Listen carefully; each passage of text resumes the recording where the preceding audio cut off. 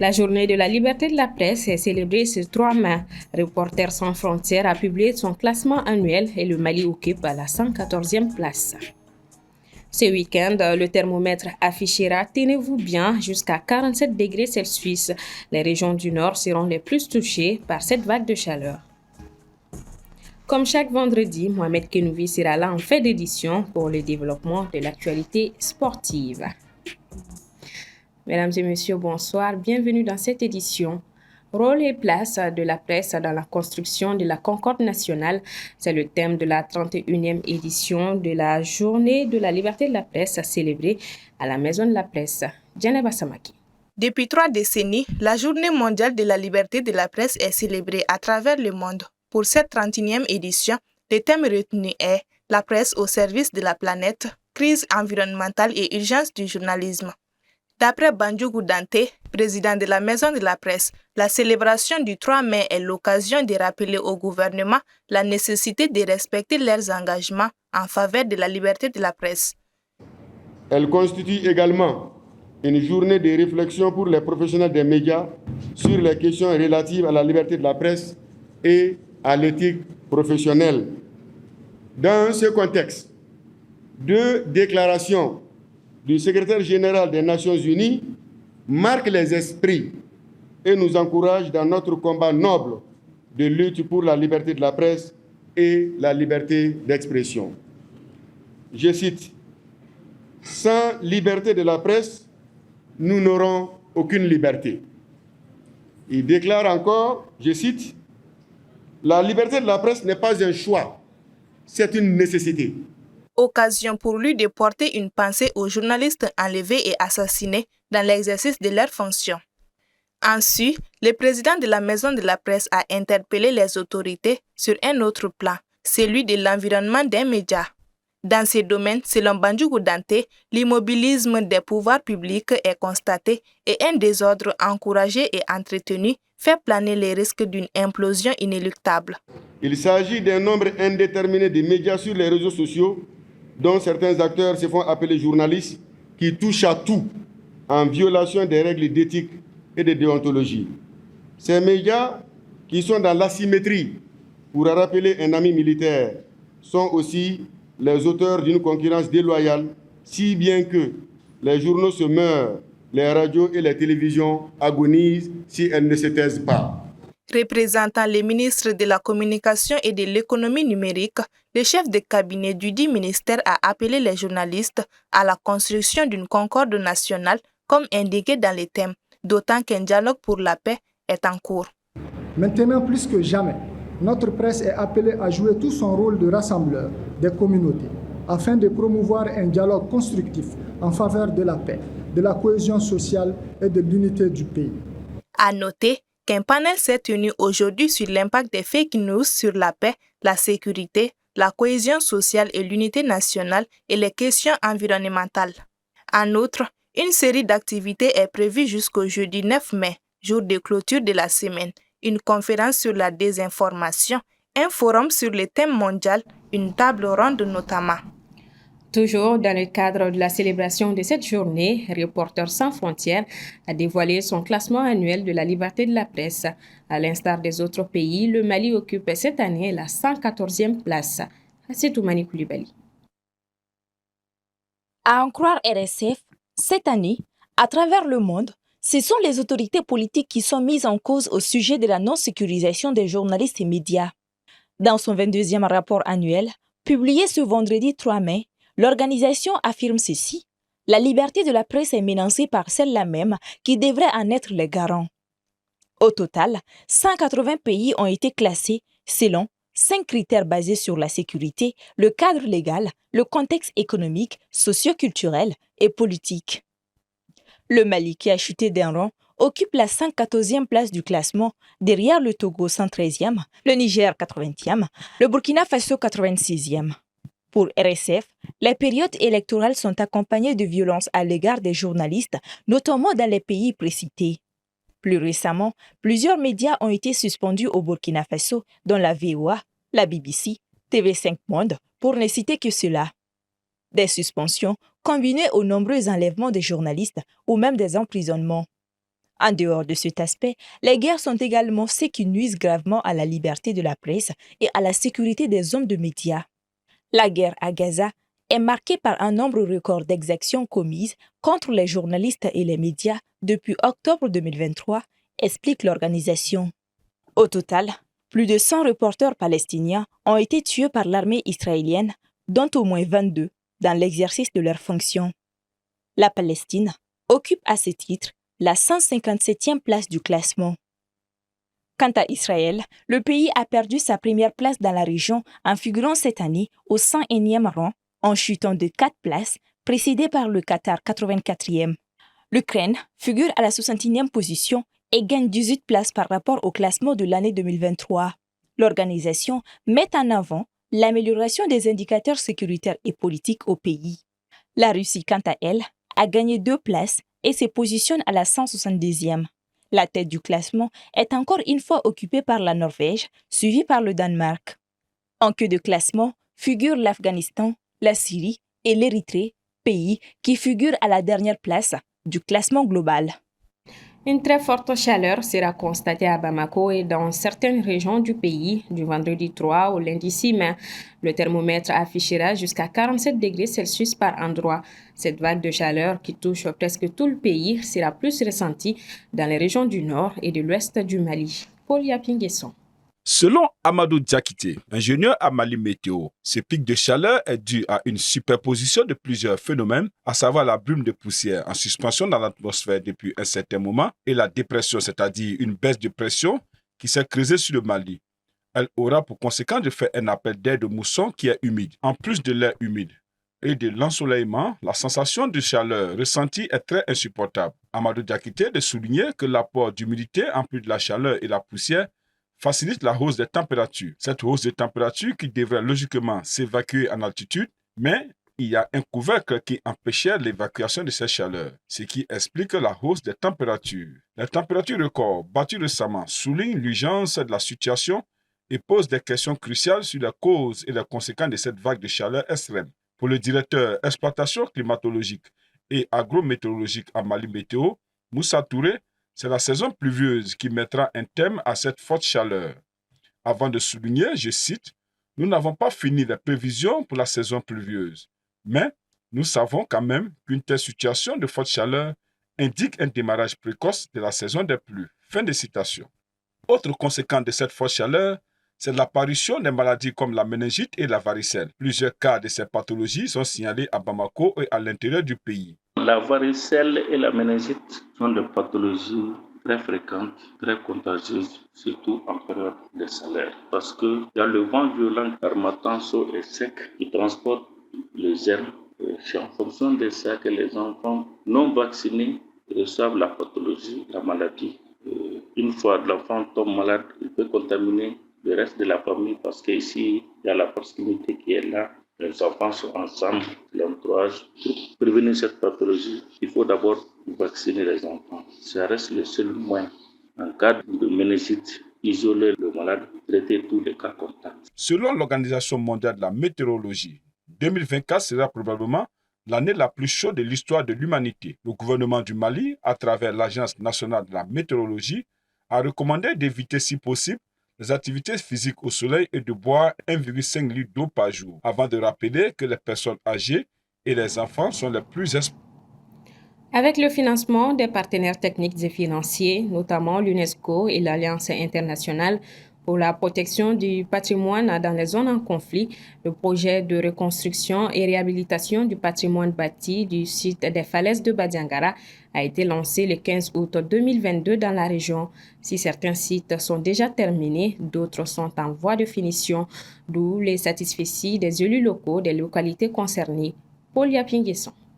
Reconstruire et réhabiliter le patrimoine bâti détruit, notamment les habitations, greniers, lieux de pratiques culturelles traditionnelles et les centres culturels, ainsi qu'à remplacer et relancer la production des objets culturels et sauvegarder les objets cérémoniaux non fonctionnels dans une collection mémorielle. C'est le but de ce projet qui contribuera au renforcement du tissu social, à la cohésion sociale et la paix entre toutes les communautés du pays d'Ogon par la sauvegarde et la reprise des pratiques culturelles de la région. Je suis là pour parler de Sobanda, le village qui a été martyrisé, le village victime de Sobanda, qui a fait au moins 101 morts en une seule nuit. Et le village avait été carrément détruit. Donc aujourd'hui, grâce à l'appui du gouvernement malien, de l'État malien et des partenaires financiers, Dieu merci, le village a commencé à prendre espoir et faire reprendre la vie. Donc c'est un village qui était carrément anéanti. Donc par la grâce de Dieu, par la grâce et l'appui des partenaires et des personnes de bonne volonté, aujourd'hui Dieu merci, le village a commencé à reprendre vie. Donc les travaux de réhabilitation du village de Wossokpeul, sur le financement de l'UNESCO, le travail se passe très bien, on est presque vers la fin des travaux. Et il s'agit de la reconstruction du village sur l'architecture ancienne. Donc vraiment, le travail s'est très bien passé. Nous remercions infiniment le partenaire financier et le ministère aussi de la Culture et l'ensemble des acteurs qui se sont impliqués de près ou de loin dans ce projet pour que cette réalisation voie le jour. L'objectif du projet de reconstruction et réhabilitation du patrimoine bâti du site des Falaises de Bandiagara, pour Valérie Freeland, directeur exécutif de la Fondation Alif, vise le développement, la reconstruction et la réhabilitation du patrimoine bâti détruit, la resocialisation et la bonne conservation des objets culturels et la reprise des pratiques et traditions culturelles intra- et intercommunautaires. Quant à Christa Picat, directrice culture et situation d'hygiène de l'UNESCO, les bénéfices et les impacts attendus du projet permettront de renforcer la promotion de la culture de la paix entre les communautés et de recoudre le tissu social, car le patrimoine culturel est sans doute facteur de toutes ces valeurs fondamentales sociales. Depuis 2022, l'Afrique du Sud fait face à un déficit de production énergétique, plongeant le pays dans des coupures d'électricité allant de 8 à 12 heures par jour. Toutefois, une solution devrait être trouvée très prochainement selon les autorités. Aminata Keita. Selon la Banque mondiale, 86% des Sud-Africains ont accès à l'électricité, soit un des taux les plus élevés en Afrique subsaharienne. Pourtant, depuis mars 2022, l'Afrique du Sud, pays le plus industrialisé du continent, est confrontée à des pannes d'électricité prolongées avec des coupures de courant atteignant jusqu'à 12 heures par jour, imposées pour protéger le système de l'effondrement. Eskom, l'entreprise publique qui fournit 95% de la production d'électricité du pays, traverse une grave crise expliquée, selon des experts, par le vieillissement des équipements des centrales thermiques au charbon, ainsi que de la corruption généralisée qui ravage la compagnie. Il a été recensé en 2022 dans le pays 205 jours de coupure continue. Face à la crise et au mécontentement populaire, le chef de l'État sud-africain Cyril Ramaphosa a déclenché en février 2023 l'état de catastrophe nationale et nommé un ministre pour gérer la situation. 2 mois plus tard, après avoir fait le constat d'une amélioration, l'état de catastrophe a été levé, mais des problèmes persistent.